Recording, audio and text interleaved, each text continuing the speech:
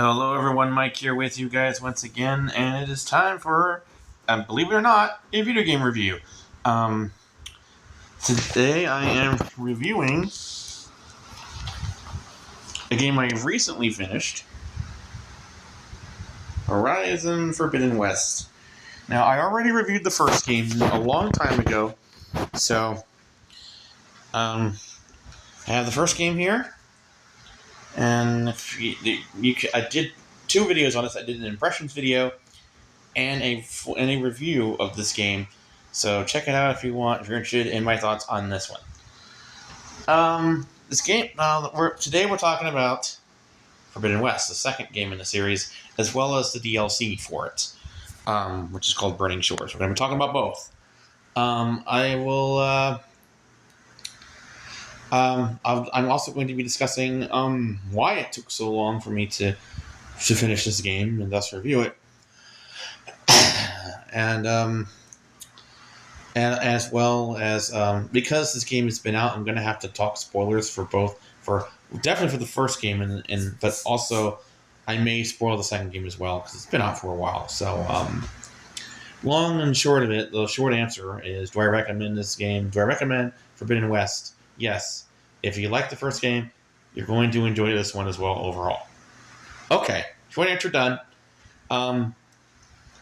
So what happened was that, as we know, the PlayStation 5, when it was first launched, was difficult to find due to the chip shortages, and so I had to wait. I had my money saved up and everything, but I had to wait anyway, even though I had the cash ready to go to get a PS5. But when Horizon Forbidden West came out for the first time, I decided I couldn't wait anymore, and I bit the bullet and had my friend get me the console on Amazon. So I did that, and but the reason I was gonna wait longer, but I figured, once the sequel to Horizon came out, I had to jump in. I was not playing PS4 version, no way. It was intended first and foremost for PlayStation 5. So yeah. So then when I got my PlayStation 5, I started to play Horizon and I was getting into it.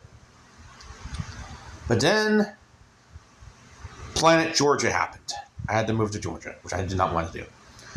And that put me in a place where I just didn't feel like playing anything. So, well, between that and as time passed, other games came out, and eventually Horizon got put in the back burner, and I just never went back to it. Until the PlayStation 5 Pro came out. When I got my Pro, I wasn't able to get a game right away, so I needed something with Pro enhancements to play on it. And that was finally my excuse to go back and actually play through the rest of Forbidden West. And my first impressions was that it is, yes, much bigger than Zero Dawn. Zero Dawn was already an epic scope of a game, but Forbidden West was kind of overwhelming at first. When you first step out into the open world after the initial tutorial area in the beginning section, once the map opens up, I was overwhelmed. This was it. Like, the world looked massive. Like, it was a big, big world, and that's exactly what they were going for. So the sense of scale of the sequel this time around was much bigger and kind of overwhelming. But it has the basic mechanics of the original. There are some tweaks, however. For example, no more sneaky headshots. Nope, those are gone. In the first game, you were able to get headshots from if you were in stealth and you did a headshot, you would still be in stealth and you would get a one-hit kill. That was awesome, and I missed that. That is something that kind of went away. Also, the climbing sections this time, the accessibility features are much more detailed this time. So if you wanted, you could have all the climbing sections revealed to you without having to use your focus. They're just there, and that was a big help for me. one of the things that I really appreciated was in the first game, as you remember, one of my main critiques was that once Aloy grew up, she didn't really have much of a personality. She was fun to play as, but as a character, she kind of lacked because she was basically a vehicle for discovery. Like, she was you, and you were trying to figure out how the world got to where it was. Well, the second game doesn't really do that. The second game is a different type of story. So, Aloy needed to have more personality this time. And, luckily, she does. My main complaint about Aloy as a character was there wasn't much character to her. Well, they fixed that in this game, especially in the DLC Burning Shores. Giving Aloy a partner to interact with throughout her journey really helped develop her character a lot. So that was something that I noted in the original that they worked on this time. The thing I'll say about the story this time around is that it kind of retcons itself as it goes along. You think the start is this, but then as it goes on, it becomes this, and then it becomes that, and then it becomes this, and then it becomes that. It can be, and then it becomes this, and then it becomes that. You get what I'm saying? The game, the threats, while the main enemy are the Farzinas, as well as Regala. I think it's Regala. The real threat and what's really going on changes throughout the game. Also, I would play the main campaign first before doing side quests because it will make certain things a lot easier. For example, okay, now we're getting into spoilers here. You get an oxygen mask, which allows you to breathe underwater in the main story. So that makes underwater stuff a lot easier. Also, you get the ability to fly by riding a flying machine for the first time. That was an incredible moment. I almost feel bad spoiling it here, but if you haven't played this game by now, come on. So, but yeah. So the reason I mention this now, and the reason why I'm spoiling it really, is to let you know if you're struggling with the tall necks because they add more puzzle mechanics, they make things more complicated as to how to get on the tall necks. You can bypass that by the time you get your flying bird. You can just fly on top of the tall neck and just override them with that. And so I was like, do the main quest first before you do side missions. And so that's why. So that's why I mentioned that. Let's see what else. Gotta say. Oh, my main complaint persists, and in fact, it's a bigger problem here because of the DLC. But the complaint that I had, another thing I had an issue with the original, and this version has a problem too with it, is the jumping mechanics, the platforming mechanics, the way jumping feels. And the reason why it's an issue is what I think is happening with the jumping and the platforming is that the game doesn't know whether it wants to hold your hand and treat you like a magnet or make you do it on your own and have the possibility of you messing up. I would be fine with either, but I feel like the game switches between those two concepts when it comes to the platforming. And as a result, the jumping feels off. And the reason it's such a problem here is because with the final boss, the final sequence, the final section, because the final boss fight in Burning Shores has different sections in it. The last section is a pain. And the only reason I got past it was, I believe, luck.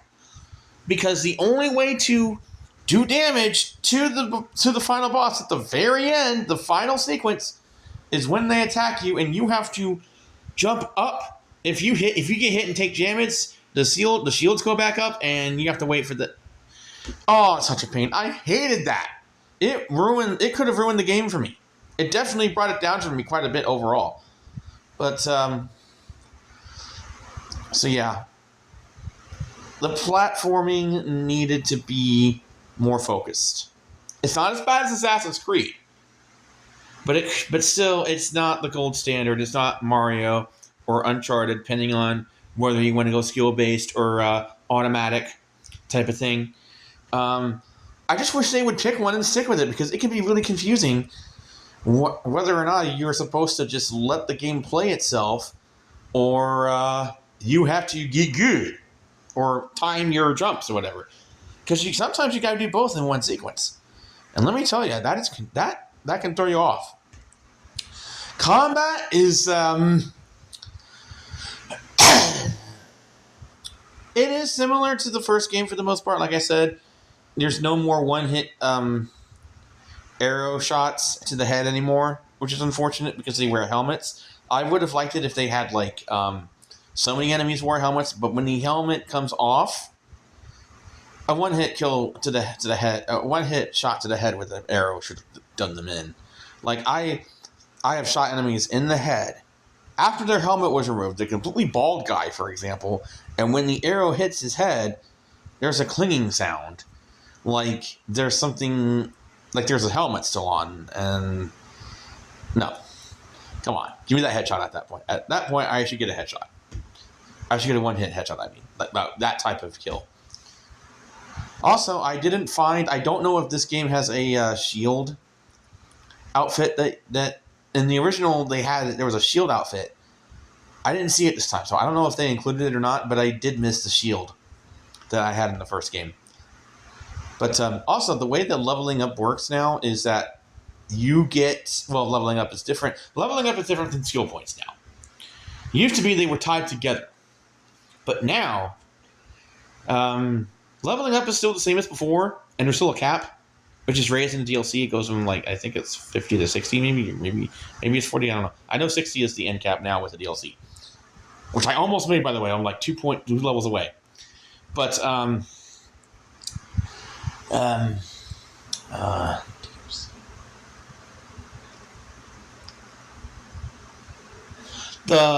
the skill points are, no matter if you complete anything, whether it's a side quest or a main mission, you always get a small number of skill points. So they add up really fast, which is a good thing because there is a lot of options to level up with this time. I would say there's even more. I think it's even more complex than the leveling system in the original. And so it's a good thing they give you all the skill points because you're going to need them. And it's not so much about you getting more powerful in terms of I'm super OP and all this and I can crush it, because you can at the beginning sections, but when you get to the later sections, the machines get tougher as well. So taking down a monster machine when you level up so high later in the game is still going to be intense. The battles are still going to be intense. But you get more health and you get cool new abilities.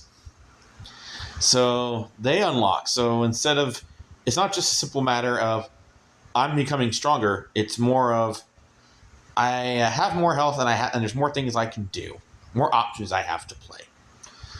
The gameplay, it's more about the gameplay opening up as you level up, and I think that's a pretty cool move. Also, although I completed all the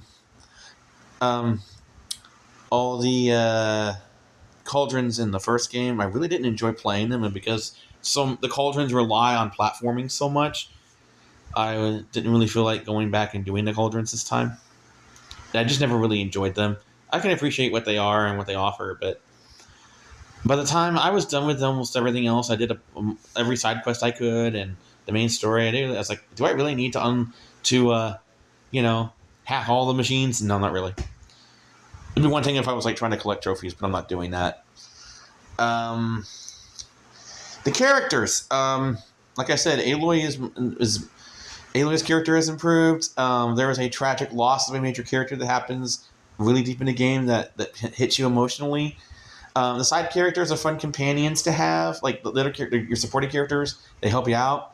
They're really good at providing you support. There is a base that kind of acts like the Normandy in Mass Effect, where you can sort of take a breather and talk to your friends that you meet and your allies. And that, I think, really helps, again, with Aloy's personality, which is interacting with others and not going off on her own. And the game even, pushes her to open up because she needs to open up. If she's going to save the world, she needs to care about the people in it on a personal level. And that helps her. That helps her develop her personality in a way that's satisfying. And after an intense mission, you want to take a breather and talk to people, talk to your allies. That's what made Mass Effect great. And this game has it. This has base element. Also, the final. I'm not going to say too much about the final boss fight in the main game because you're basically. It's a pretty standard boss fight. But really, the boss fight I must talk about and go into detail is the final boss fight in Burning Shores DLC. The reason it's only on PlayStation 5 is because that boss is huge. The final boss in Burning Shores is a return to PS3 scope and scale. And that is something that I've noticed was missing largely from the 8th generation. Once we got off PS3 and went to PlayStation 4, the scope, the scale, the giant interactive bosses went away for the most part. Remember in God of War 3, you would climb on this giant, and there was actual gameplay of you fighting enemies, and you had like stuff going on in the background with other giants climbing up, and then of course you had later on you had a fight where you went inside of the giant. The final boss in Burning Shores is a return to that level of epicness. Now, that aspect I loved, and that was something that I have been missing throughout the 8th generation. I'm glad that we got to see a little bit of that come back. That cell processor epicness returning this gen. That being said, it was kind of overwhelming to play because I'm playing on a small screen. I don't know if you can see the TV right now, but I don't know if I showed it to you properly or not. But you have to turn around and go back to see where your objective is, and unfortunately, you don't really. It's timed, so you have to wait for the boss cycle the boss fight to continue its cycle and have dodge hits and stuff. So it can be slightly annoying to deal or overwhelming to deal with. I do think it's worth it to have that epic scope back. So overall, I think the final boss is fantastic, except for that last sequence. Then cut up that final sequence with the shields when you're inside. And yes, you go inside the boss, just like in God of War 3. You're climbing up the boss, you're inside the boss, and you're fighting it, and it's humongous. But still, I wish they had cut out that final sequence with the shields and having to jump up when the static comes at you, that type of thing. They could have cut that whole sequence out because that really ruined things for me. Overall, what do I think? I think Forbidden West is a worthy sequel. There are things I like better about the first one, but there are improvements here that are worth noting. So overall, I do recommend this. And yes, spoiler alert, I kissed a girl and I liked it. If you've got to the end of Burning Shores, you know what I mean. So yeah, eat that, reactionaries. Anyways, that's all I got to say. Bye.